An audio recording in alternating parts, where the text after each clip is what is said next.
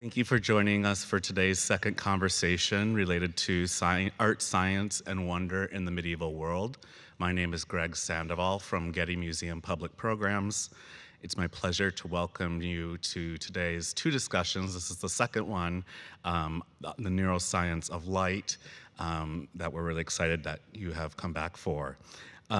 These programs today are presented in conjunction with the major exhibition Lumen, the Art and Science of Light, which is currently on view at the Getty Center through December 8th.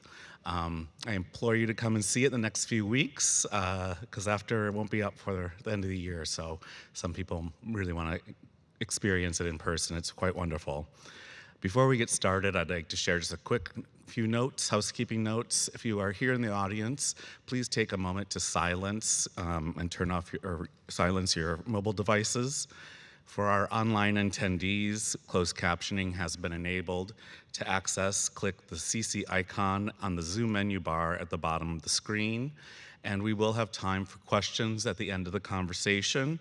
For our online audience, please use the Q&A function on the Zoom menu bar. And for those of you here in person, there will be microphones coming down the aisles. So please raise your hand and make sure you speak clearly in them so everyone can hear the question. Now I'd like to turn the program over to Getty curator and conservator Nancy Turner, who will introduce the exhibition and the panel, The Neuroscience of Light.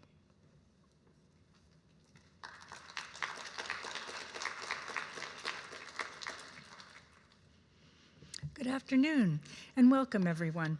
For those of you in the audience who were not in the morning session today, I want to welcome you to the afternoon session of Art, Science, and Wonder in the Medieval World, a program that complements the museum's featured exhibition, Lumen, the Art and Science of Light, co-curated by Kristen Collins, whom you met this morning, Glenn Phillips, and me. This exhibition is part of the Getty Foundation's PST Art Initiative, an exciting landmark event that explores intersections of art and science across all of Southern California. We are grateful to our colleagues at the Getty Foundation for the inspiration that this theme presented for us as we developed the Lumen exhibition and today's panel.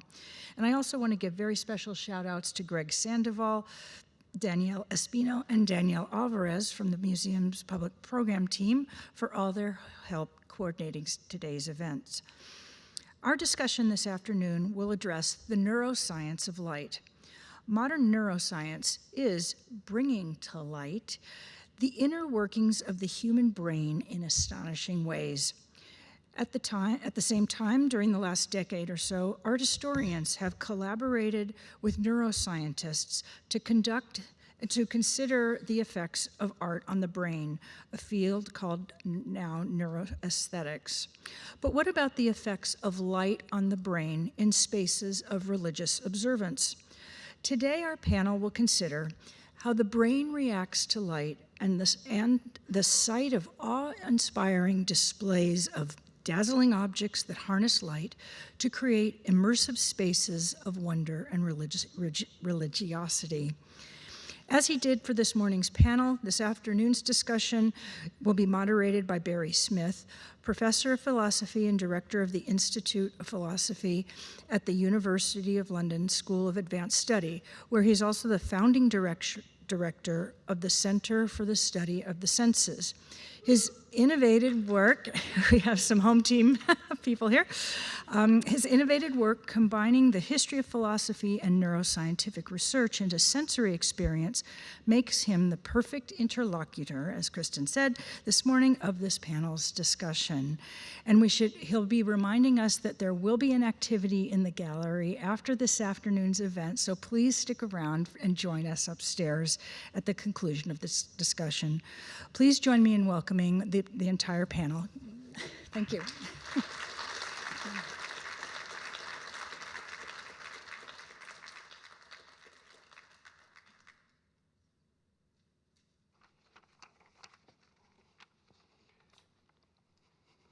Thank you, Nancy. Good afternoon, and welcome to Art, Science, and Wonder in the Medieval World. This is the second part of this wonderful meeting, And in this part, we're going to be discussing the neuroscience of light and vision. And although that seems a rather technical description, as we know, when we're considering the medieval world, we're considering light, our reception of it, artists' use of it, as something that has become fundamental to the way that thinkers, theologians, scientists were addressing issues of the known universe and our place in it. And I think it's interesting when we concentrate on light that we're thinking about vision, because we can't talk about light without talking about vision as our response to and reception of it. The two are entirely interlinked.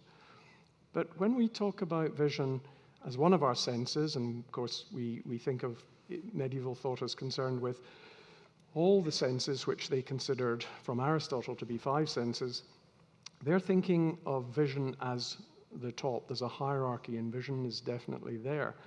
I think nowadays we might say it's the most unusual of the senses in a few respects. One, that you continuously maintain a current visual scene.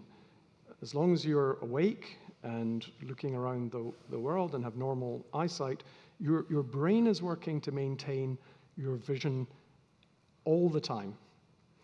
That's not the same with hearing. After a while, you'll cease to hear the sound of the air conditioning. Your sense of smell sometimes seems to be something that's only there when you're sniffing, but that's not true. You smell because you breathe, but you don't pay attention to it. The touch of the clothes on your backs now, you don't feel that once you've already put them on. So vision is very unusual. We're going to concentrate on vision. Now, with me to discuss both the neuroscience of vision and the cultural and artistic and craft uses of light to create certain visual experiences, I have a fabulous panel. So let me just introduce them to you, and then I'll ask each of them to address our central question. So on my right, your left, we have Gabrielle Starr, who's the president of Pomona College in Claremont, where she's also the McDonnell Professor of Human Relations and Professor of Neuroscience and English Literature. Her collaborative research in neuroaesthetics has been supported by the Andrew Mellon Foundation, the National Science Foundation, and the John Simon Guggenheim Memorial Foundation. Her books include Feeling Beauty, The Neuroscience of Aesthetic Experience, and most recently, Just in Time, Temporality, Aesthetic Experience, and Cognitive Neuroscience. And we're delighted to announce that this year, Gabby became a member of Getty's Board of Trustees. Wow.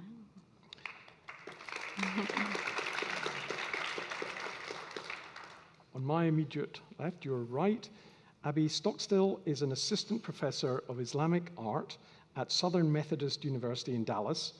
Her work focuses on the integration of science and aesthetics in the architecture of the medieval Islamic West, with a particular interest in the phenomenology of architecture within the landscape. Her first book, Marrakesh and the Mountains, Landscape, Urban Planning, and Identity in the Medieval Maghrib, was published this year by Penn University Press. Please welcome Abby. Yay. And our third contributor, on my far left, your right, Nancy Thompson is a professor and chair of art and art history at St. Olaf College in Northfield, Minnesota, where she teaches introductory and upper-level courses in art history and gender and sexuality studies. She's the author of numerous essays on medieval, Renaissance, 19th century stained glass, and recently she has been a co-author of a new book on medieval art history published by Oxford University Press. She's a founding member of The Material Collective. This is a collaboration of medieval art historians dedicated to fostering respectful intellectual exchange and innovative scholarship in the study of the visual arts in the academy and in the wider public sphere. And currently, she's co-editor of Different Visions, a peer-reviewed open access journal devoted to progressive scholarship on medieval art. Nancy, welcome.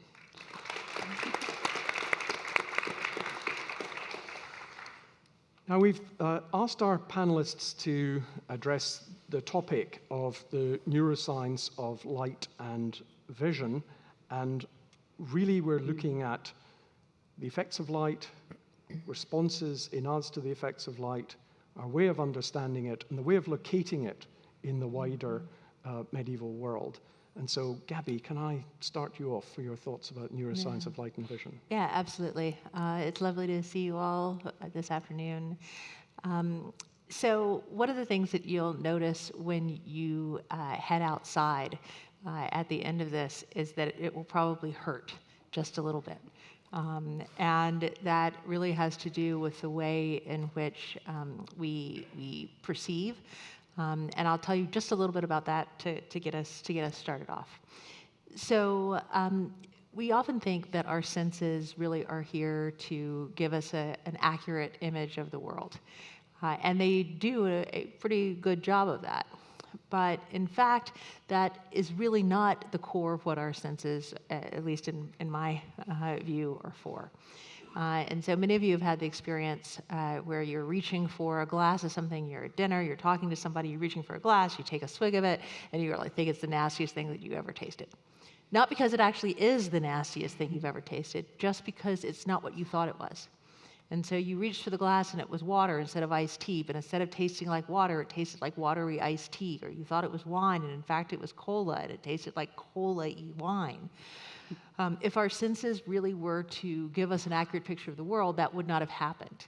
It would have tasted like what it actually was. You might have been surprised by it, but it wouldn't have tasted somehow something else. And it would not have had the nastiness to it that kind of taste actually did. And that's because our senses are really here to help us interact with the world, and to give us data that we need in a timely fashion so that we can do the things that we need to do.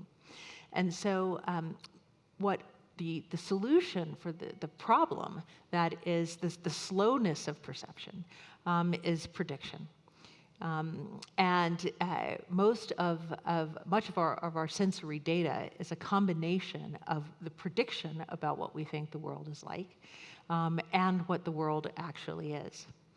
You can see that in the moment of mistake, but it's a little bit harder to see that time lapse and what it takes regularly. So I'll give you just a tiny picture of what happens when light comes to your notice. So this is a picture of the way in which remember, some folks in the medieval world imagined that the brain was compartmentalized.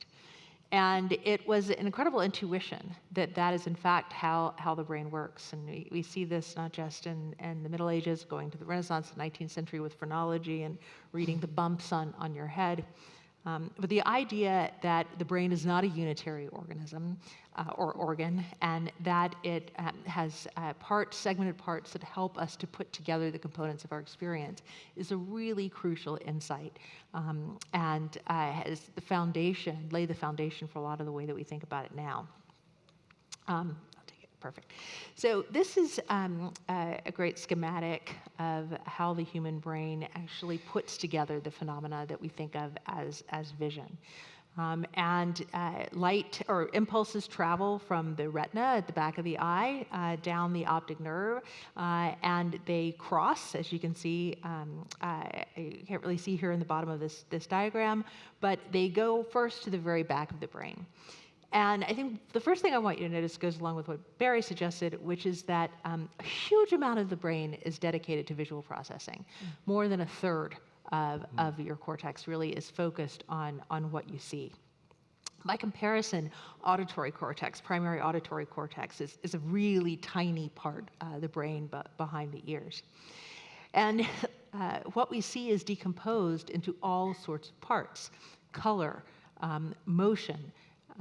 We have two pathways, one that goes across the top of the brain that lets us, really tells us where an object is, one that goes along the bottom of the brain that suggests what an object is, really emphasizing the fact that we don't care so much exactly what a thing looks like as what it is that we can do with it and how we can manipulate it, and where this object can go. But before we even come to this deconstruction of the world, the visual world, and its reconstruction by the brain, some interesting things happen in the eye.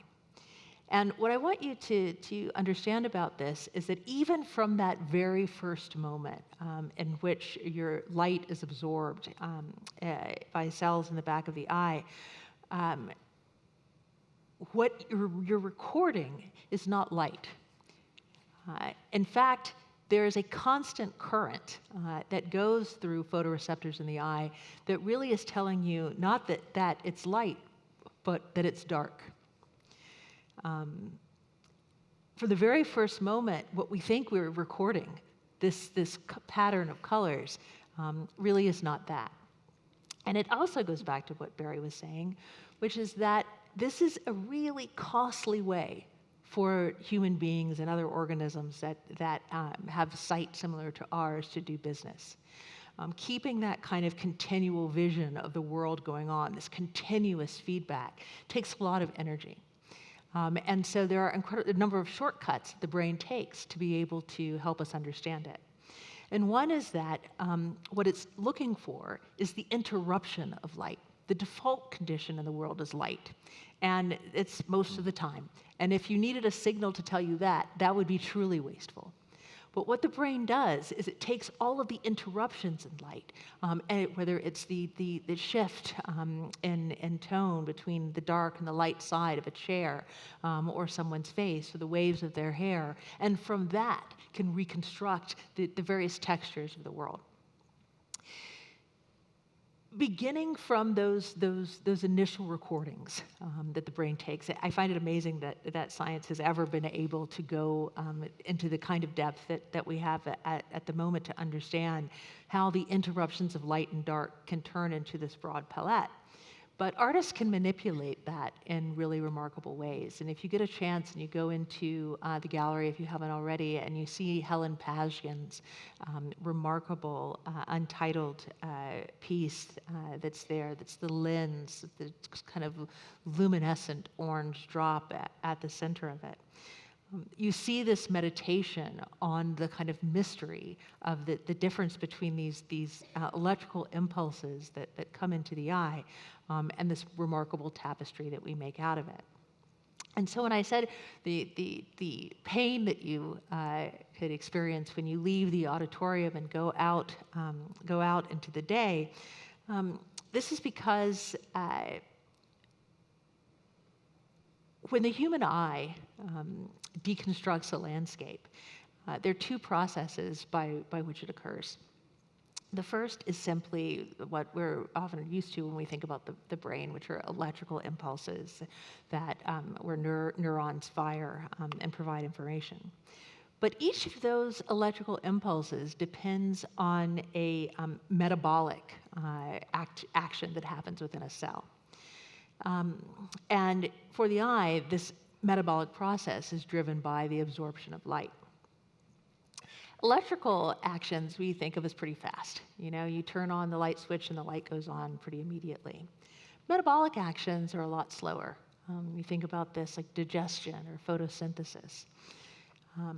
And if the eye is really interested, which it is, in these gradations of light and darkness, it needs a system that will allow us to make the most of what the gradations are that enter the brain.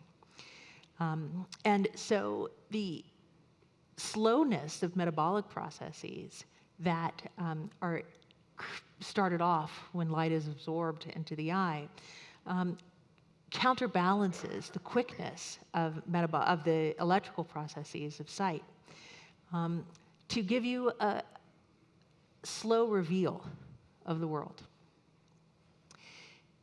That's what you're seeing in Helen Pazgian's work, that extraordinary slow reveal. The distance between the immediacy of perception and what happens when you sit and wait for the eye to adapt to shifts in light. And so I simply want to draw your attention to these two core concepts. One, that the world is about what you expect to see more than necessarily about what you do. And the second, that the lapse between those two moments, between the recognition of the world around you and the processes that your brain uses to make sense of it, that's where art, certainly of the kind that we see, can begin to flower. Thank you very much. So there are many things to unpick here, and it might be worth just spending a moment on some of them. So you beautifully described how many different things the visual part of the brain's doing. It's looking at color, it's looking at movement, it's looking at how do we classify the type of object that we're seeing. How did we first come to know these were separate? Because as you say, we just get the whole scene unified sometime. So a lot of this was discovered with animal experimentation and with being able to do single-cell recordings in regions of the brain in the back. So the first experiments with this were with cats. And you were able to see that in certain regions of the brain, the responses to the visual world pretty much very closely mimicked what we would imagine a cat would see. But in other regions of the brain, it was only the component parts that this would emerge. And so that was the beginning of the unraveling of that puzzle.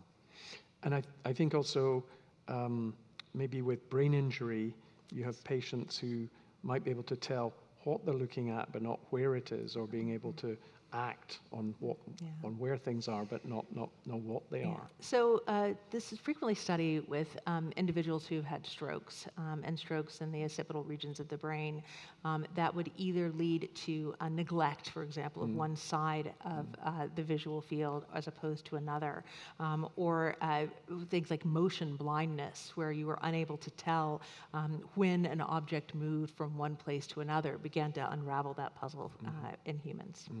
It's very interesting that lateral neglect or left neglect, which we see, as you said, in stroke patients, people who don't seem to see what's on the left-hand side of their visual field.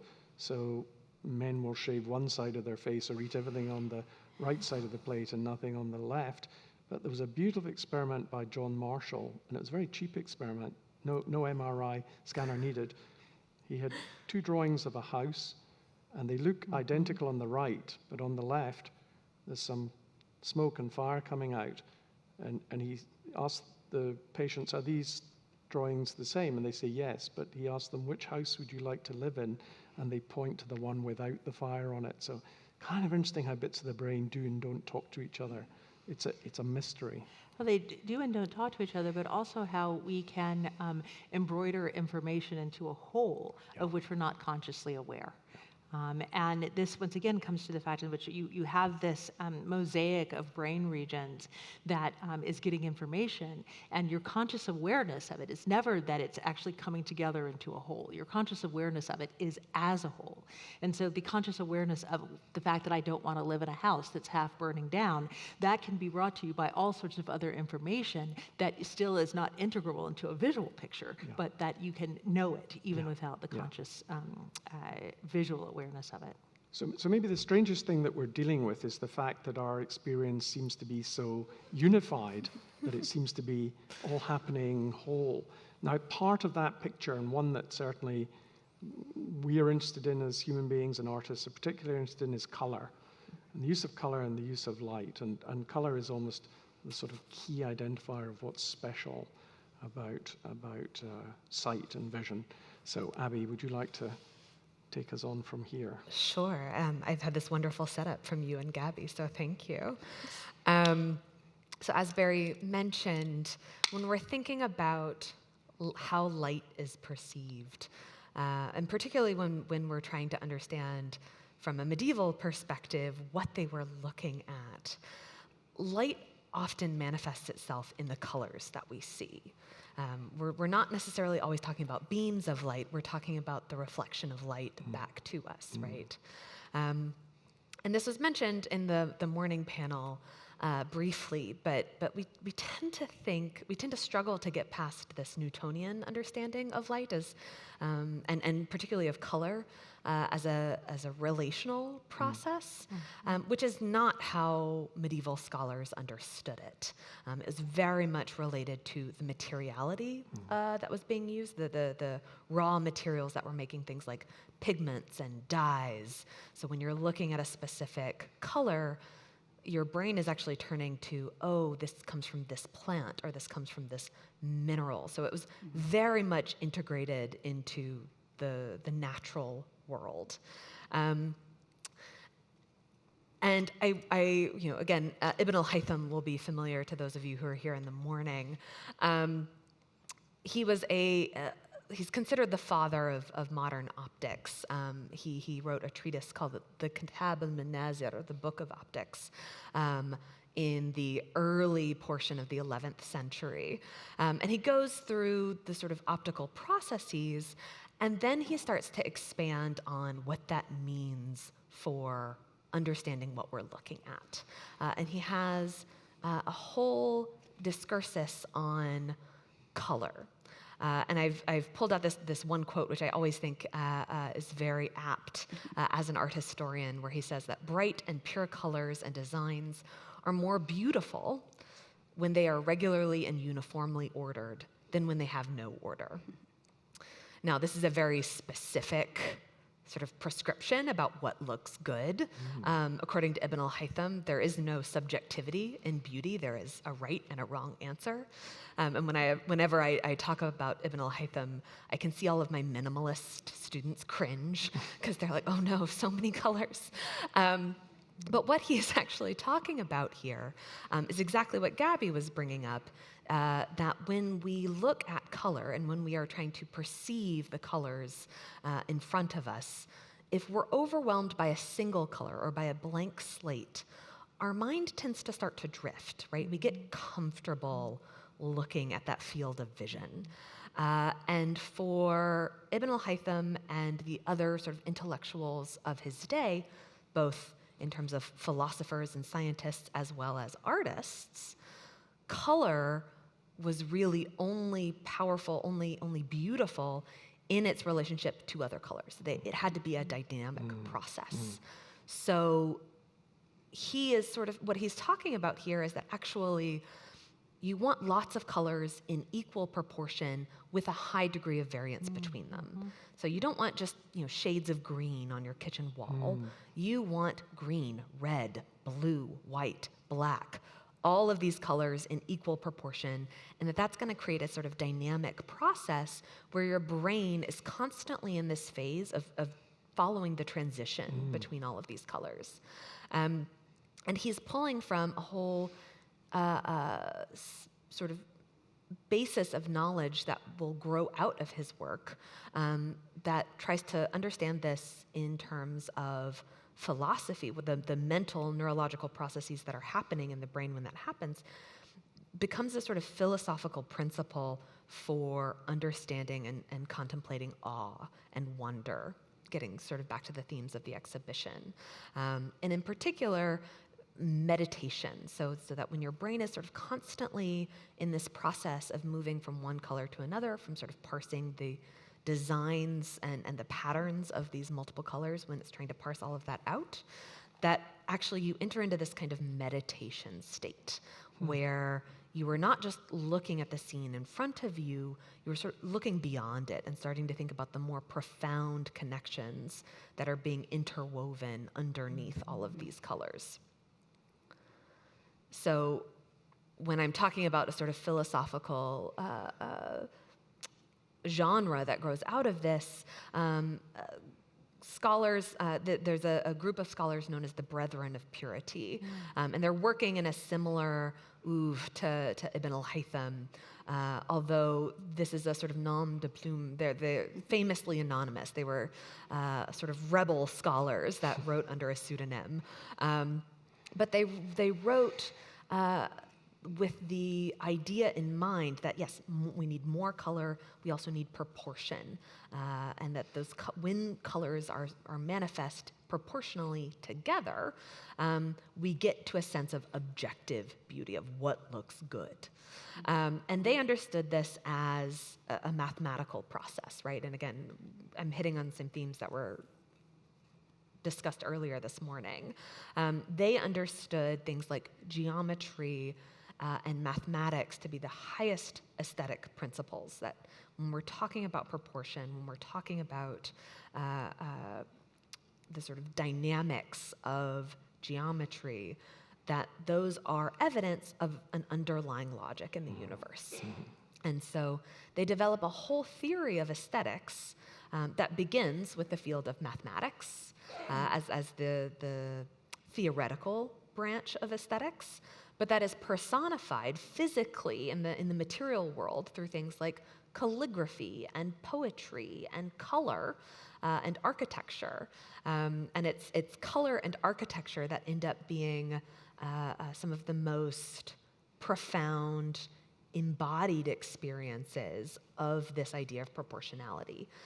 If you think about when you walk into a space and what that space tells your body to do, how you are supposed to move through that space, that's architectural proportion working on your senses. And while, yes, we have that being manipulated by vision, we also have a sense of touch and scale, these sorts of other senses that aren't so immediately apparent. And one of the things that comes out of this body of knowledge is a theory of architectural aesthetics and ornament that is trying to manipulate that sense of balance and proportion and scale in a way that draws you into that meditative state naturally. So you're not having to seek out a meditative process. The architecture and what you're looking at is actually acting upon you. And this will go on to be kind of the undergirding principle of much of the material culture that is coming out of the medieval Islamic world between the 9th and 12th or 13th century. And it comprises all different kinds of media, from glassware to manuscript illumination to architecture. There's a sense that geometry and color, and again, many different colors, all being integrated proportionally together, the more colors, the better, that principle and falling into that kind of meditative state as you're looking at an object or as you are being surrounded in a space is what is going to cause you to start looking slowly. So you start contemplating what you're looking at. You start trying to undo the knotting of what you might see, right? You're trying to follow, where's the beginning here? Where's the ending thread?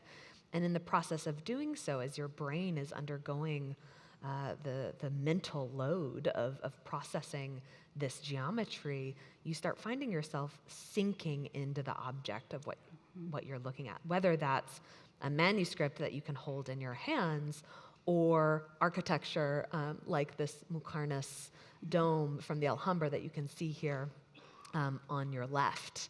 And this is maybe one of the signature contributions of Islamic architecture to a particular genre of building. It's a three-dimensional puzzle piece architectural ornament. It doesn't hold weight, but it does create this kind of dynamic, undulating surface. And although all of the polychromy here has been worn off, this once would have been brightly painted and filled with color. And in fact, the inscriptions that run around the border encourage anyone who visits to stop and look up and get lost in that sense of wonder and these sort of associated physical processes that come with that, the pause, the deep breathing, the sort of slowing of the heart rate, the lowering of the blood pressure, that architecture is actually acting upon the body in that way. So. Thank you. That beautifully took us on from where Gabby started. And I like both the idea of walking into a space and your vision immediately prepares your body to know how to act in that space, but also to feel the height, the temperature, the acousmatics, the sounds. That's all part of that feeling of being surrounded, immersed in a space. The taste. The taste and the smell. I mean, I think all of us, certainly if you're visitors to Getty, the Getty building has a certain smell, and I know it, and it's familiar and reassuring when I come and I re-encounter it. So there are these things working on our senses, but you're also pointing out two other points. Aristotle talked about each of the senses having its proper object, that which that sense can put you in touch with that no other sense can. And for vision, it was color. You can't, if you were without sight, you can't discover the color of something by tasting it or touching it or hearing it. That's the thought I had as a 5-year-old that made me a philosopher, funnily enough, was that thought. So color is a proper object, just as sound is of hearing, texture is of touch. And there were some common sensibles, as he said, like shape, which we can both see and feel. But color was unique to vision. It was a very important thing. And I particularly liked the way you drew the attention to the theme, really, of this workshop, and a lot of it, of the exhibition, and the medieval world being revealed to us in a way in which there is an order, and we are trying to perceive and discern it. But instead of making a conscious intellectual effort, doing a lot of hard learning and work to find it, as you point out, our attention is captured by these colorful mosaics, by these formal structures which are so beautifully harmonious that the eye gets lost. It flicks from one to the other and watches. And it also points to something in color, which is very reminiscent of what Gabby said, that your visual system likes these edges, these sharp fall-offs between light and dark, because it might tell you there's an edge here to the chair, and that's how you navigate. But in your description, having many colors is going to give you, by contrast, the vivid sense of each one of them, which might be lost if it was just presented on its own. I mean, we all know that if you did paint your wall entirely green, if there was a single fleck of blue, the eye would go right there. Right, so there's a contrasting effect that's powerful.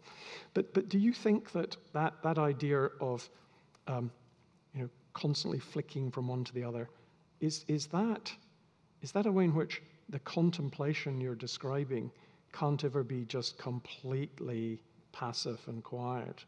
It requires a kind of active engagement with what you're looking at, a way you're mirroring the complexity, but you actually have to sort of embody and transmit it at the same time. You can't be still. Absolutely. And I think we can really get at that sense when we, and again, I'm an architectural historian by trade, so I tend to always want to come back to the architectural experience. But when we read accounts of what's happening in a lot of these spaces, you do get a sense of movement and acoustics being a very important part of that experience. When we think about these palaces like the Alhambra, what's occurring in those are actually usually these wine parties where people are maybe drinking a little too much and philosophizing and reciting poetry. And if anyone has had one too many, you might know that looking up at the ceiling after one too many glasses of wine is going to do something really funny to your brain, right? Yeah, for sure. And so we do get that sense of, oh, you can't really sit still here. It does encourage you to move around, to constantly be in motion, whether we see that through parties like these or through the advent of various dervish practices in the Turkic world, a little bit later. This sense that movement within a space like this is going to heighten that experience or excise it from the body, right? Because if this becomes too much on your brain, you have to get it out of your system and you have to move in a certain way. Yeah. But I like this because it's suggesting that wonder is active and not passive. And it is quite thrilling when you're in that state of wonder, that it's not a feeling of everything having gone completely still. There's 1960s university, the University of Sussex, whose motto is "Be still and know." And I always think that's not how we know. We're dynamic, moving beings. We have to be continually exercising our response, and I think you're showing that. But the works are created in particular to mean it's ineluctable. We can't just go there and just say, "Oh yeah, I've seen that." It's capturing your attention all the time. Yeah. And beautifully connected to that is Nancy's topic, which we're going to move to, because we tend to think of looking at something like glass as looking through something, and also we might think if we were looking at a religious representation, then it's just an object. But it's so much more than that when it's stained glass. So we'd love to hear now from you about that. Sure. So my research is about stained glass in Italy, and the questions that have always interested me for many or several decades now is what happens when you walk into a church, and this gets at what Gabby was talking about earlier. Your eyes take in the glowing stained glass windows that are all around you, and there might be fresco or painting in plaster on the wall. There might be panel paintings that have very intricate narrative stories that art historians love to interpret. But what strikes you first is the glowing glass and the colors in the window, and you can see that in the example I'm showing you on the left. So this is a church dedicated to Saint Francis, who's one of the most famous saints, the one who talks to animals. But when he was buried in this church in Assisi, where he was from, not too long after the church was built, a pope came to visit and was very sad that there wasn't much decoration in this church. And so one of the first things that went into this area were these stained glass windows you see here. And I've always wondered why that was. This is an order of religious men who were dedicated to poverty. Stained glass is very expensive, very labor intensive. The material making of the glass is it's expensive. It requires imported materials into Italy. So why did they install glass first and foremost in the area where these friars got together to pray?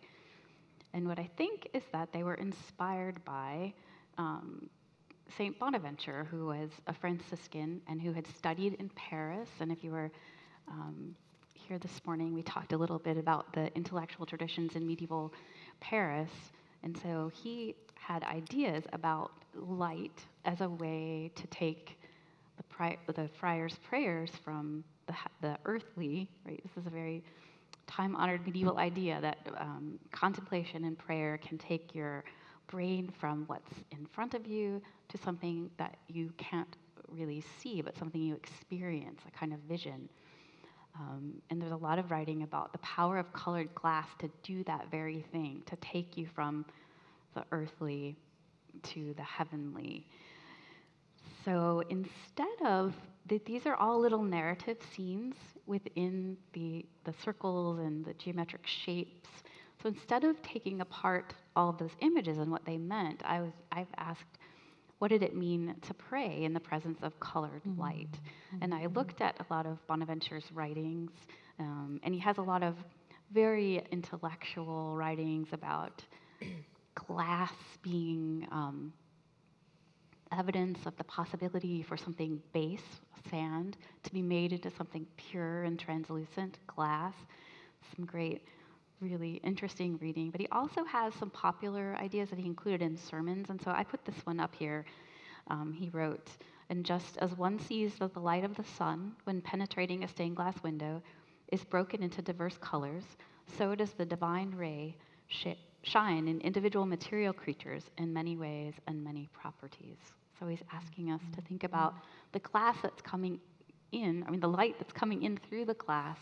And if you've ever been in the presence of colored light, you can see it on your body. It reflects on your skin. It reflects on your clothing, right? And to reflect on this as evidence of the divinity or about the actual material of divinity. And I put this panel on the right on this slide. This is in the show. And this is the central miracle of this Franciscan order, right, where St. Francis is in prayer, and he has a vision, and rays of light pierce him with the wounds that Christ received in the crucifixion. So this is a physical manifestation, right, of the power of light and vision on the devout. So there's a parallel there, right, between what the friars might experience when they're praying in front of class, that they might be able to experience something of what Francis experienced when he received the wounds of Christ. So that's all in a very kind of intellectual, Franciscan, theological way of thinking. I've also been thinking a lot about the way a saint named Angela of Foligno experienced stained glass. She is a fascinating person. She was what we would call a mystic. She didn't have formal academic training. She, had men in her life who taught her things. She wasn't completely literate, but she did manage to write down with a co-author, basically, an account of her spiritual journey. Part of that story goes, she is walking from her hometown towards Assisi, and she hears the Holy Spirit speaking in her ear, and says, if you keep thinking about me, I will stay with you throughout this journey, as she's making her way to Assisi, to the Church of St. Francis, where I just showed you those windows from before. She walks into the church, and this is what she looks up, and she sees an image of Christ holding St. Francis. And to the best of our knowledge, it is this stained glass window. You can see the larger window on your left, and then the lower left panel is the detail that's on your right. So you can see Christ holding St. Francis. So when she looks at this stained glass window, she reports to Arnaldo, her confessor, I saw something full of such immense majesty that I do not know how to describe it, but it seemed to me that it was the all-good. Moreover, the Holy Spirit spoke many words of endearment as he withdrew from me, and he withdrew so very gently and so very gradually. So the Holy Spirit spoke to her, transformed her while she was looking at this stained glass window. As far as I can, there are other instances of Angela responding to images, and they are very emotional and physical, visceral kinds of responses. But this kind of direct communication from God happened, as far as I think, in front of this stained glass window. It seems like Angela would have never really encountered monumental narrative stained glass until this moment in her life. I was just thinking about what Gabby said about how when you see something that you're not expecting, maybe she was walking into the church expecting wall paintings or panel paintings, and she's bombarded in a way by this brilliantly colored light that showed something. The imagery is very dear to her, Christ holding St. Francis. But I worked with a colleague who is a specialist in female mystics in the Middle Ages, and we really came to this conclusion that it was the light that transformed her. And then we looked at a later instance in her life when, Big Green, thank you. There we go. So Angela's back at home, and she's with her companion, her female companion, and her female companion says, I saw something like a splendid, magnificent star shining with a wonderful and countless variety of colors. Rays of astonishing beauty, some thick, others slender, radiated from Christ's faithful one, who is Angela of Foligno. And what I think this means is that Angela was, she had this vision of the Holy Spirit. The Holy Spirit spoke to her through glass, and that she then became a kind of radiating the colors and light of glass. So she saw God through glass, and then she emanates God through light. So I would love to know what Gabby thinks about maybe what was happening in Angela's brain when she encountered this colored glass. Thank you. Gabby. Wow. So I think the wonder of the technology, I think, is really, you can't overstate it, right? I mean, we are, in the pre-modern world, these prismatic moments where light gets broken into its component elements would be relatively rare, especially depending on which part of the world you lived in, right? Do you live in a rainbow part of the world or not? And just the way in which technology in this moment could create these new experiences and make them available to people where they had been completely unavailable to them before, or just were available by a happenstance. And thinking about these holy spaces as being dedicated to this kind of experience, created in order to produce these opportunities again and again. The way in which you, not only they were there, but you still also had to wait for them. Meaning that you walk in, your eyes have to become accustomed to the change in light from inside and outside. And as I suggested earlier, that's a slow process. It's slow because it's this combination of electrical signals that are pretty fast and metabolic processes that are pretty slow. And they're slow because your eye wants to be able to take advantage at the maximum of the light that's available to it. So when you go into a space like this, you are going to be still sitting in breathless, Wordsworth, the nun, breathless with adoration, sitting there waiting for something to happen. If it's the right angle of the sun coming in the western windows or the morning windows, if it's the change from season to season and the amount of light that you're going to get within it, and even the lights of a procession where you have, priests or others moving through the space with their own forms of light and shadow that create all of these opportunities for precisely for the unexpected to happen. And it's unexpected because it's new, right, technologically. It's unexpected because it is the space that is reserved outside of the everyday for these kinds of things to happen.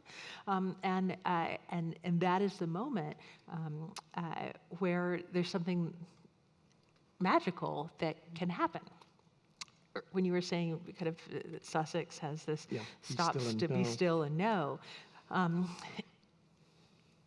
it's in these moments where we have the unexpected happen that we have a lot of opportunity to learn, right? Because it's not what we have expected to happen, and therefore it's not what we already know, and it can in fact stop us and make us still. But it's in a safe space because, just as you were saying, the brain is dedicated to predicting what will happen next, so we're not surprised. When all of you leave, as you turn around to go out, your brain's already expecting to see seats and stairs. If you turned around and it was the savannah you were suddenly staring at, you get a big shock, and your brain would have to act pretty fast to repair things.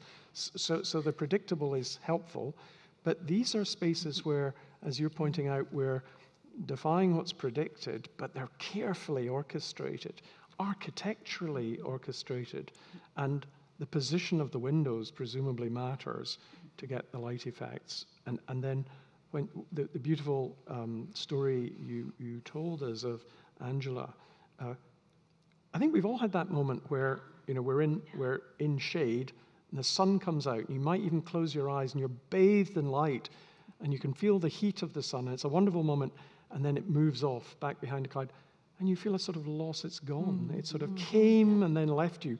You could imagine that really being something of the sort that might happen when, through the stained glass, it's not just the coming up of the sun and staying there, but it's a sort of coming and going that makes you feel suddenly full of light, bathed in light. Right.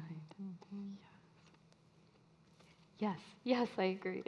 Yes, I think that's one reason why I've always been drawn to studying glass is that very feeling. So you're suggesting that that's what was going on with Angela in this very instant, that she was overwhelmed by the light, and then maybe as it faded, like that's the Holy Spirit, gently retreating For sure. But this is so interestingly different to the Islamic architecture we saw, where it's sort of it's constantly built and it's trying to have some sort of constant light, but the eye's playing because of the mirroring and the detail there. Here you're very dependent on something contingent, and whether nature or the divine chooses to reveal itself to you at that moment.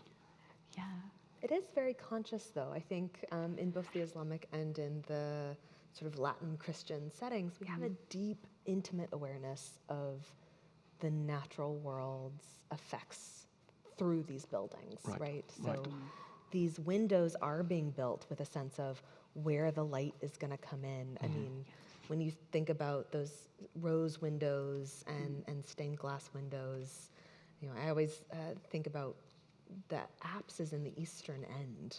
Well, when are you going to church? Sunday morning, right? So the sun is coming up through the end where the altar is, through that glass, and it's shining on you, and you get this sort of sense of salvation and that light being tied in together. And in the Islamic setting, you know, even though we've got these dynamic surfaces that are very astounding all on their own, you have to think about the light changing throughout the day, which is making what is already a dynamic surface more dynamic as it kind of flickers and changes, and these shadows move around the wall. That is essentially kind of a three-dimensional texture. Add into that the fact that we have like running pools and fountains that are creating light reflections from the ground below. I mean, it's everywhere, and all of these media within architectural spaces, and even within, you know, manuscripts and glass. Ladan brought up lusterware this morning, or if you think about an illuminated manuscript with gold leaf being read by candlelight, those illustrations move in front of you. They are not static. If I remember correctly, so I studied Arabic a long time ago, but I don't remember much of it. But I think I remember correctly that the verb that is used to describe the appearance of the Word of God is the same word that it means descent, right? And it's the same word that you use to get off of like a camel that you were riding. That is that the Word of God descended in the same way that the prophet descended from his camel and shared the word out. There's this sense that it is, and it's also similar to the word like the striking of this, that it's coming like a bolt of lightning, different from the. It's not the same root, but as if it's a bolt that is descending. Light falls and then scatters, and in some sense that feels like it comes to us, and so we're always sort of in reception of it. And I'm wondering whether, Nancy, the power of some of these images and some of the stained glass is not only in the light effects, but a kind of, as Gabby said, a kind of sense of wonder at the technology. You know, aesthetically, you're walking into a cathedral which seems rather dark.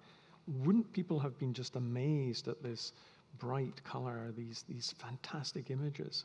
Wouldn't it have struck them as extraordinary? Yes, for sure. And I mean, even in writings about the technology of glass making, even the people who are making the glass themselves are wondering, in wonder at the technology that they're using, the colors, the way that the sand is melted by the flux, and what kinds of minerals and things they're putting into the glass. Even the people who are making it are, you know, wondering about this. So for a person who maybe didn't know about, you know, the whole process, the whole technical way of making glass, yeah, for sure, to see sparkling colored light. I was thinking also about fresco paintings that have gilding on them, and, you know, that lit by candlelight would be really, really profound. I try in my research to think multimedially about a religious environment, and I work on Franciscans, so I think a lot about the Franciscans and the way that manuscripts, panel painting, wall, you know, fresco, or painting on plaster, stained glass, the way they all work together. And I always end up privileging the glass because it's dear to my heart, but then also because to me it still evokes that kind of wonder in me when I look at it. And so, like you're suggesting, I imagine it did that in medieval viewers as well. But how was the composition done? I mean, we think of artists spending a lot of time on frescoes, and we know their names, and we remember them, and yet some of the people producing this work, their names are unknown to us. They've disappeared. Right. So what, were there, star makers of stained glass who were sought after and taken from cathedral to cathedral? Yes, I mean, I know mostly about Italy, and I'm sure that's the case in France and in Germany. Yes, for sure. And the Franciscans were some of the major patrons of stained glass in medieval Italy, and there were like Giovanni di Bonino and, oh my goodness, the other famous person's name is escaping me right now at this moment. But yes, there certainly were. And sometimes they worked on their own, where the stained glass artist would design the window and then cut the glass, create the window all themselves. And in other cases, the labor's more divided, where a painter might design a window and then a team of glassmakers would carry it out. It's it's a big workshop collaborative process. Right. I mean, surely so, given how impressive they are and how elaborate. Yeah, in many cases now we know that the glass came from the flux that was used to make the glass might have come from Egypt, and the plants that were used, to make ash may have come from Bavaria. The cobalt might have come from different places on the earth. So it is, a process, an artistic process that involved people and places from all over the world. I like to think of it as a network of labor. And you needed something with the monetary power and reach of the church to be able to pull that collaboration together.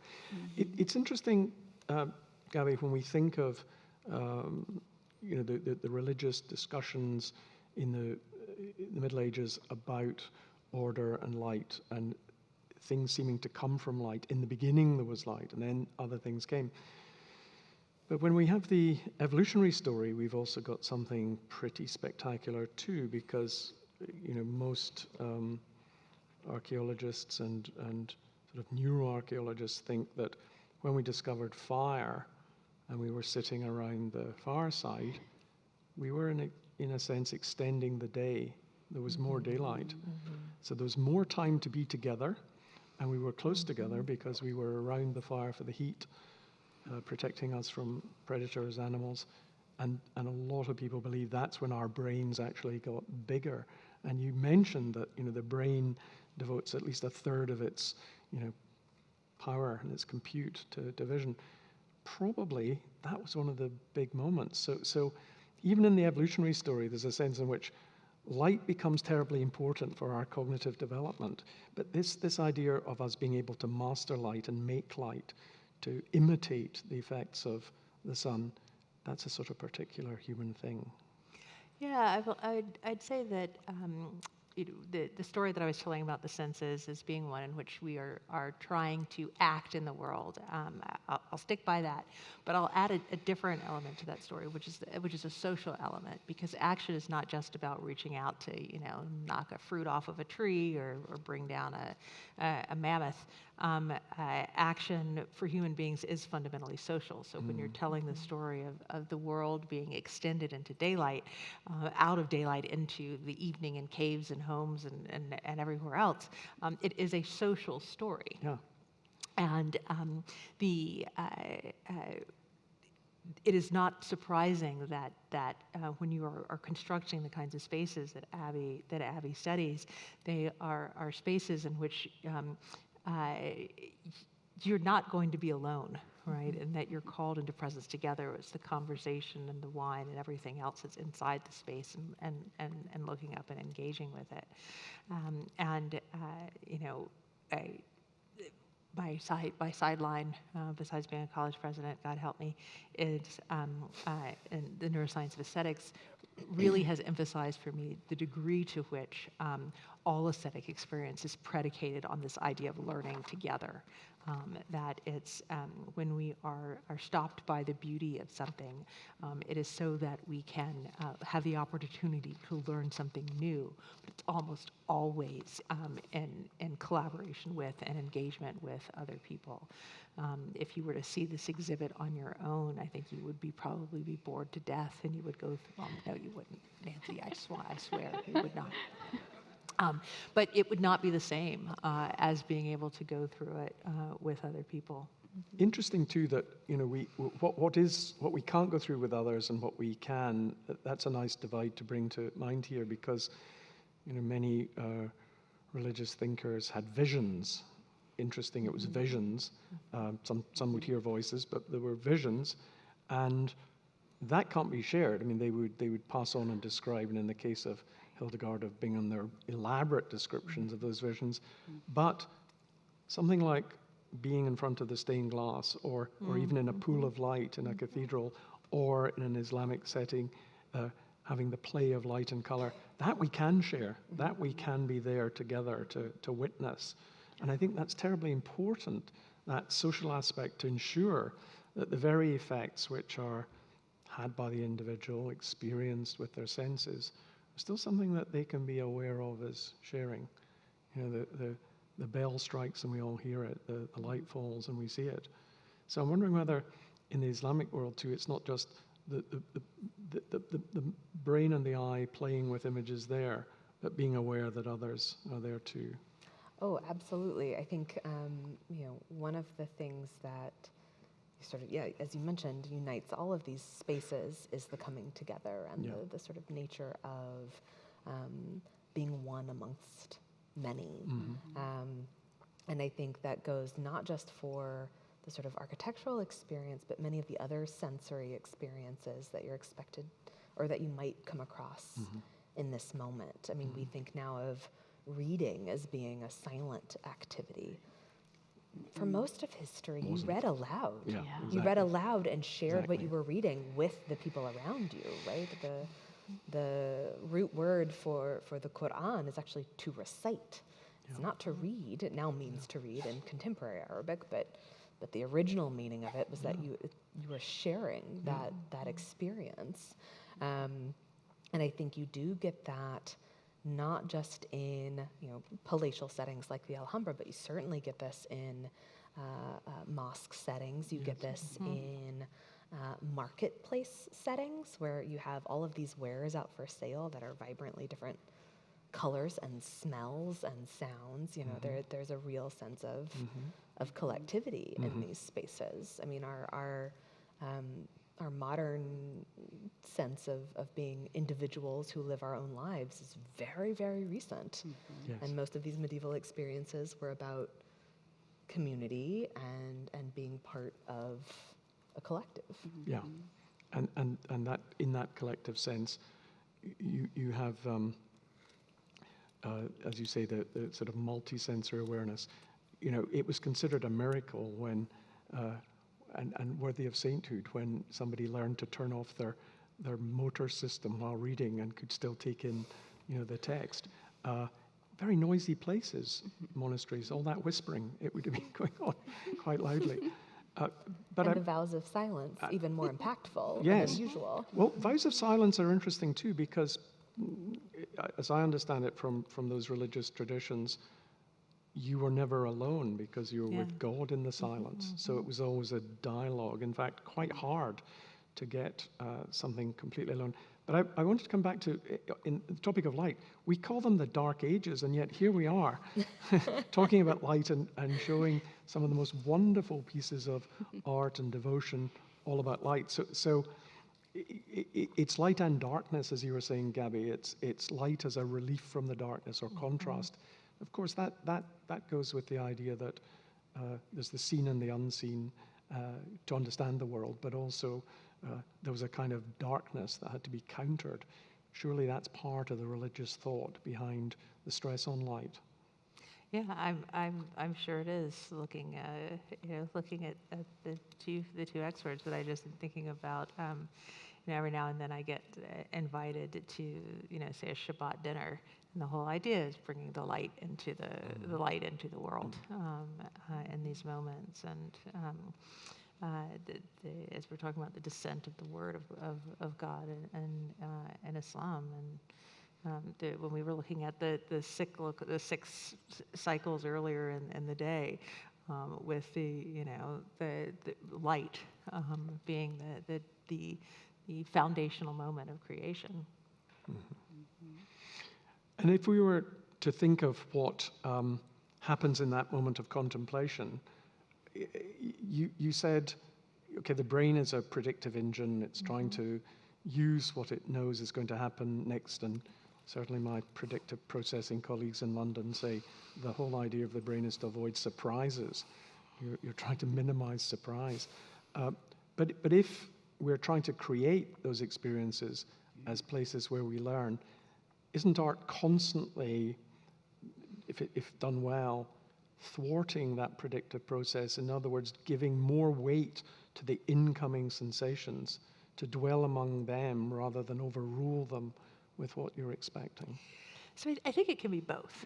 So one of the things that's very cool about this understanding of the brain through predictive processing is that there's a paradox here, which is precisely, if you think about art and particularly music, when you hear new music, it's terrible for the most part. You don't want to listen to any more of it until you learn the idiom of it, and you can get some sense of what the thing that you're listening to is like. And often that sense of liking it, because you know what it's like, is that you know what will come next. So there's a group of neuroscientists who really wanted to figure out when surprise in music is pleasurable and when it's not. And what they discovered was that it's when surprise is useful when you have a pretty good idea of what you think is coming next and you're wrong, as opposed to when you have no idea what is supposed to come next and something happens that's even more confusing. Yes. And the idea is that when you have an orderly world, going back to your point, Abby, when you have an orderly world in which you think you know what is coming next, and if something doesn't, you have learned something. You've learned how to refine your prediction. While when it's chaos and something surprising happens, there's absolutely no opportunity to have anything that you gain. And so the pleasures of art in this kind of view are about creating the conditions under which surprise is pleasurable, in which you can learn something from the surprising thing that has happened. And when I think of like the complexities of the ceilings with all the crenellations and the interplays of shadow and wondering what is going to come next, it's both safe, right? It's not going to be a punishment that comes from the new experience, but it's the opportunity to have learned something by surprise, to have God show you the new thing that's next. It's a revelation in those conditions. I mean, you started very nicely with the case of I'm expecting to drink water, and if it's tea, it tastes disgusting, or if I'm expecting to drink wine, in fact, it's cola, it tastes awful, even if you like cola. And I was thinking, the same's true. We often, if we're lucky enough, submit ourselves to clever chefs who design dishes that defy our senses, and something looks like an orange and tastes completely different. But we've gone there expecting to be surprised. If that happened in while we were having lunch today, we would have found it pretty unpleasant. So it's interesting how art and religion are both creating those opportunities for that kind of surprise and that kind of learning, and I suppose very deliberately so in the religious orders. But scientifically, and we're bringing science back in. Science often sets up experiments where we're trying to create something that would surprise us. Don't do something just to get the expected return, but do something to try to disprove a hypothesis, and then you'll have learned something if it isn't like that. So there's a sort of, alignment or configuration here between the creation of experiences through art, science, and religion, certainly in the medieval world, which are designed to give you opportunities to learn and to know and develop, which then gets codified in text. But it's interesting, it has to be experiential.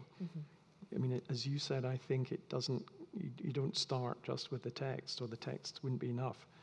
So that's pretty good. There's a stress on the senses and on sensory experience in all of these different disciplines.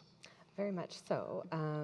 You know, I listening to my fellow panelists talk, I kept thinking about the way in which Ibn al-Haytham theorizes light as being, as falling into any of 22 different properties, right? And a vision falls into any one of 22 properties. And of those, only 2 are inherent in the object itself, which are light and color. Those are the sort of objective qualities that we can discern from what we're looking at. Everything else, and he goes into things like shape and shadow and things like hue and saturation.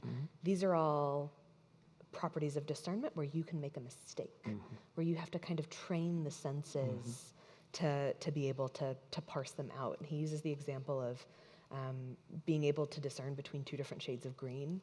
Like, if you can't figure it out, that's a you problem, not it's not the green's fault, right? Right. Good. Great. But Great. he does talk about these as being experiences that can only be learned sort of through the process of experiencing them, right? Of doing it over and over and over again. And what a lot of these objects and spaces do is they create the framework in which to do that. Yes. Because everything else in the medieval world, and maybe even still today, is chaos, right? Regular life, that variation is unpredictable, it's chaotic. This gives you structure in which to go over and over and over again. I mean, most people don't get to travel and see, 30 different cathedrals. They see the one in their town for most of their life, right? Same with mosques in the Islamic world. And so you get to know those spaces, right? And the process of light coming in through these windows, they're the same windows, they're the same stories, If you go on the same day of the same day every year, you're going to have similar experiences, but through that repetition, you start to understand what's happening. You start to be able to discern not just the different lights and the colors, but the sense that they give you, right? Whether that's calm or excitement or discomfort too. I mean, some of these can be uncomfortable images to look at. But this is great because you're, and I think that's what's exciting from a contemporary point of view about the medieval thinking, is they have a view of objectivity which then got discarded in the sort of 17th and 18th century. Colors are there. It's our job to discern. We have to work at that. It's not guaranteed that because color is objective, we'll know what they are or we'll be able to tell them apart. And you're mentioning something which is the pleasure of discernment, which is what art gives you the opportunity to do as well, is to keep exercising that. And the more you discern, the more reward you get from it, and the more you see, and the more you discern, and it goes on and on. So there's a sort of constant development. And I'm delighted to hear you say this about color, because I can't get my neuroscience colleagues to say anything other than color's just in the brain. And as one of my philosopher friends at UCL, Mark Calderon, always says, tell the neuroscientists the 17th century's on the phone and they want their metaphysics back. Which I think is probably the right, but now I'll direct them to medieval thinkers. We've got your back. Yeah, you've got our back. That's wonderful. So we're going to open up to questions now from all of you. And if you put your hands up, I see one already, and microphones will come here and then here. Please. Oh, thank you so much. Are the visual metabolic processes affected by being from a region, like specifically with its proximity from the equator, so like a place where there's more equal amount of daylight throughout the year versus places where it's more extreme in terms of like long periods of darkness or long periods of being more light? And can it also affect like architecture and colors that are used in like religious structures? Yeah. So the visual metabolic processes that I'm talking about are really molecular within the retinal cells themselves. And so they would be more regulated by local conditions, meaning the specific relationship of light and dark at a particular moment, and how much light could be absorbed by the eye at a particular moment, then they would be really varied across from place to place. And they probably are not particular. There could be some genetic differences, certainly, and you see this in color blindness and so on, but generally speaking, these metabolic processes are really about things that happen at the scale of minutes, as opposed to things that happen at the scale of hours. Thank you. I'm going to take a question online, and then there's a question at the front here. If we could get a microphone back down to the front to the gentleman here. Thank you. So from Leon Van Steen, does the stained glass window share a visual movement context with the Islamic pattern designs, with all the leading, creating a complex border and dynamic movement? Nancy. I wouldn't say in these windows. Does the questioner mean, is there that same kind of mathematical, geometric idea, or I'm not quite sure. So do we have the same busyness of the eye flitting from one place to the other continually in dynamic movement? I guess that's the question. That's the question. I wouldn't say that it's as calculated as it is in like the Alhambra or those. I don't think it's as, they aren't theoretizing it as much, especially in Italy.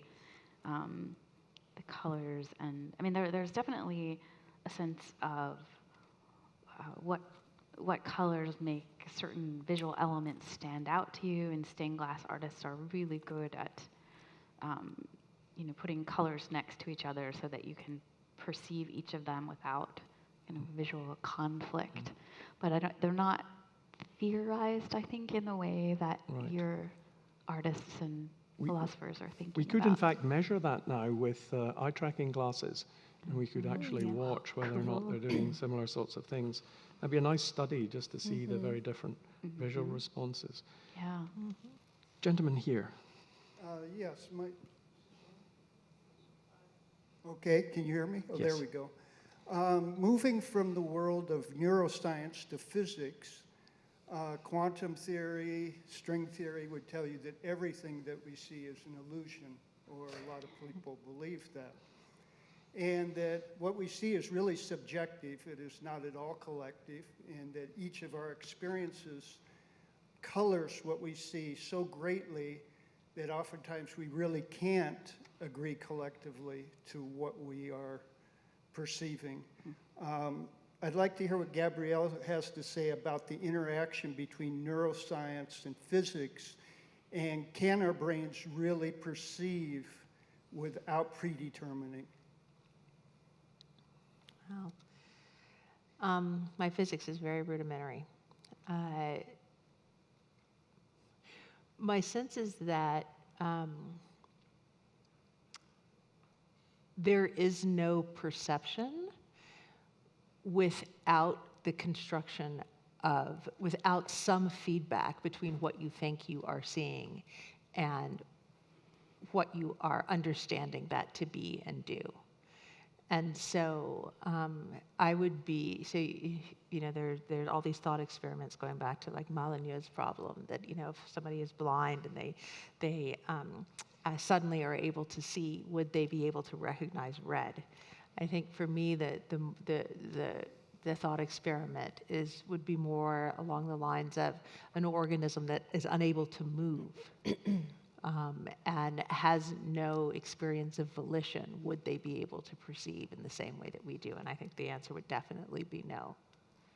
And so I would say that the reality that we see is constructed recursively by our interactions with it. And that's as close as I can get to an answer. But you're the philosopher. Yeah, I've heard physicists say this many times, and I'm fain to be unimpressed. I mean, if it really were the case that everything is entirely subjective, there's nothing that we could share. There's no way in which we could have the same kind of responses to the world impacting on us, then I wouldn't get in the car with you when you try to drive me home. I really wouldn't. Somehow we managed to, I don't care out there on the 405. People are not hitting each other, they're coordinating, they're managing to get by. And I think that's not an accident. So whatever's going on at the quantum level, it shouldn't dictate an epistemology to us, and of course there are individual differences, as Gabby's stressing, but individual difference isn't the same as subjectivity. We can sometimes explain why there are individual differences in rods or cones in individuals. So I think there's more that can be done. Let me take another question online from Deborah Oropeza. In the words of Angelina of Foligno and Ibn al-Haytham, for example, did individual colors have a specific meaning? This is what I'm trying to figure out with my next book. Oh, that's great. Good. So stay tuned. Stay tuned. But there is a sense that at least other scholars who are reacting to Ibn al-Haytham, Ibn Sina, for example, will talk about how different colors, he talks about color as being a pathway between light and dark. Right? Yeah. So you have bright light and you have utter darkness. Yes. And when that light is fractionated out, it can take one of three paths. It can take the red path, it can take a green path, or it can take this is a problem of translation and discernment, but is it gray, metallic, greenish, reflective-y? Unclear, but that's his third pathway. And within those pathways, we do, within the language, historically, have hundreds of different terms for specific colors. Right. And yet they all will fall under basic headers. Mm-hmm. You might have a dozen different shades of red, but they're still red. Mm-hmm. And this is, you may have heard there's a common misconception that ancient viewers had no concept of blue and green being different. Which is not really true. It's just they all fell under the category of green. Right. And within that, you can start to see certain associations get picked out. So red ends up getting associated with heat, with burning. Green gets associated with the sort of life-giving properties of plants. And some of those do get carried through the natural materials that inform those pigments. Yeah. So the processes by which a red pigment is made usually involve some form of burning. Right? To create iron oxide, you have to have a heat process happen. And so, most meanings of specific colors are very culturally determined. Right?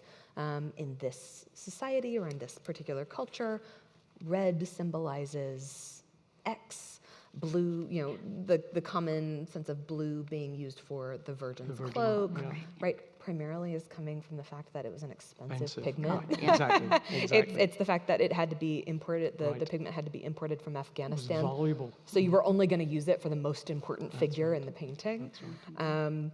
So there's that cultural determinant, but then there's also, and this is the thing that really fascinates me about the medieval period, is that there's a material component as well. There is a connection to the source of these colors in understanding what they mean to us. It's also interesting, all those cultures who were said not to distinguish green from blue are by the sea, which can be both green and blue. It's kind of interesting. Yeah. Are there colors in the stained glass, apart from just the blue representing the Virgin? Are there other nearer, my God, to the colors? I mean, just echoing what Abby just said, it's so culturally specific, and I just don't really know, honestly, beyond what you just explained. Yeah. We're good with don't know. Yes. Yeah. I Don't like know. trying to move on. Yes, question in the middle. If we could get a microphone to, thank you. Oh, And then, that woman in the front had her hand. yes, and then we'll come back to you at the front. Hi.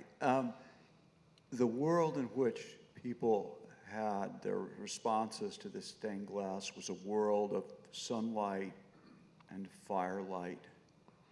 I'm wondering whether we know, based on neuroscience, whether the ubiquity of both artificial light and complex patterns of light from media have created a kind of different dampening baseline that fundamentally would change the response of a viewer of something like sunlight coming through the stained glass window we see before us. Very interesting. Yeah, I mean, I don't know of any work on this, but it's totally plausible. It's interesting that artists often, if they're going to show you something where they're looking for a response to color, they will put you through a dark space first and get your eyes to calm down and attune, and then this might come out. Yeah. Probably you'll see some of that in the Yeah, exhibition. I actually think I revised my statement based on this, which is that because these adaptation processes to light are so local, and by local I mean really local within the within nerve cells themselves, the interpretation there I think is far less important than would be this sort of habituation kinds of experiences that you would go through. That seems right. A last question at the front. Yes, thank you. Thank you for such a fascinating panel. I have somehow a comment and maybe more of an open philosophical question. What I hear here, we're discussing the notion of looking, and I'm really interested in the notion of seeing, how we actually see things, how we learn to attend to our environment, which there's a key point here which I saw lacking and missing, which was attending, or attention has a two-sided or oscillating curve, which is both external but also internal. So this is the work of mind wandering, for instance. And the way that we actually attend to our environment enables us to transform wandering into wondering and awe.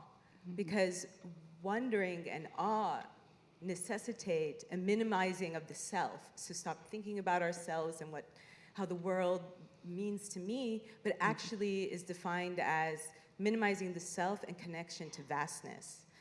And what I see here is so much, all this beautiful imagery and religiosity, which necessitates a connection to vastness. And so this aspect was I'm interested in, and also how through this aesthetic experience, how we actually end up doing a reorientation effectively of ourselves.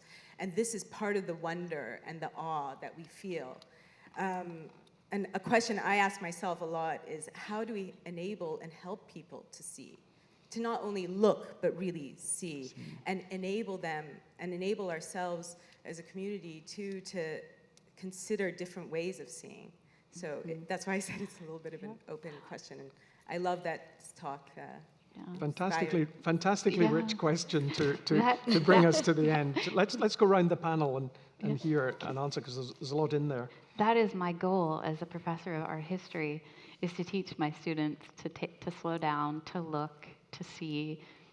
And I think that, just for your example, in San Francesco and Assisi with the stained glass, like that is, in creating this environment for these friars, that is exactly the goal, right? That you pay attention, you look at the glass, you think about the light, and you're supposed to go through these very specific Franciscanly defined stages to take you right out of your physical being, out of your physical body, into awe, into, if you can get there, right? Into awe. And I just keep thinking about this question. This is a little off the topic, but the idea of perception or of things being so relative that we don't share experiences. And I think as a medievalist, I have to think that the experiences maybe that Angela experienced or that medieval viewers experienced in front of stained glass is something akin to what I feel when, even though I don't share their religious beliefs, but the physical sort of sensation of it is something we share across time. Otherwise, I don't know if I could keep doing my work.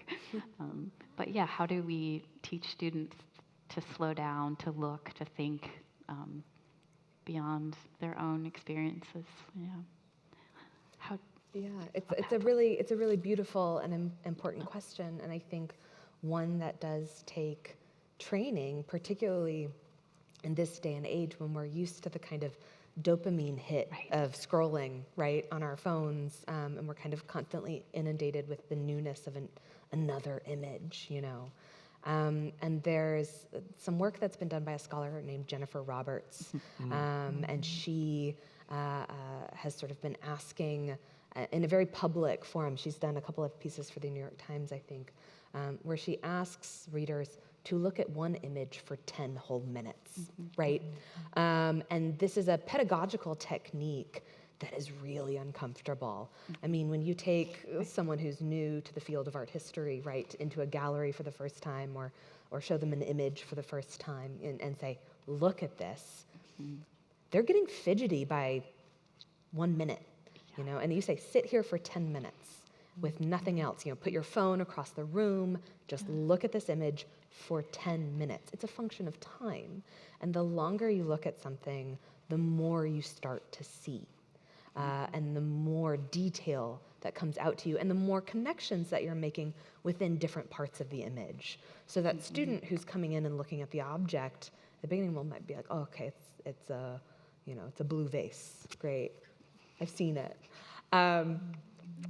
But after about 3 minutes, he's like, well, it's darker blue over here and lighter blue over here, and this looks like a brush stroke that didn't quite connect. And by 10 minutes, it's are these patterns mirroring each other, or here's a small distinction in the pattern that I didn't see at the very beginning.